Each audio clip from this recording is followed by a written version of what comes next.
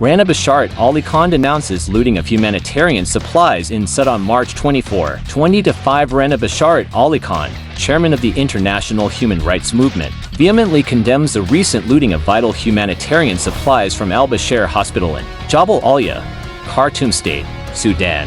This deplorable act endangers the lives of thousands of malnourished children and mothers in a region already grappling with severe shortages of essential resources. The stolen supplies included 2,200 cartons of ready-to-use therapeutic food (RUTF), crucial for treating severe acute malnutrition in children, as well as iron and folic acid supplements designated for pregnant and lactating women. Midwife kits and primary healthcare provisions intended for mothers, newborns, and children were also taken. This looting exacerbates an already dire humanitarian crisis, leaving vulnerable populations at heightened risk. The International Human Rights Movement stands in solidarity with UNICEF's call for all parties to adhere to international humanitarian law, protect civilians, and ensure safe and unhindered humanitarian access to those in need. The organization remains committed to advocating for the rights and welfare of marginalized communities worldwide and urges immediate action to safeguard the lives of those affected by this crisis. Sudan is currently facing one of the world's most severe humanitarian emergencies,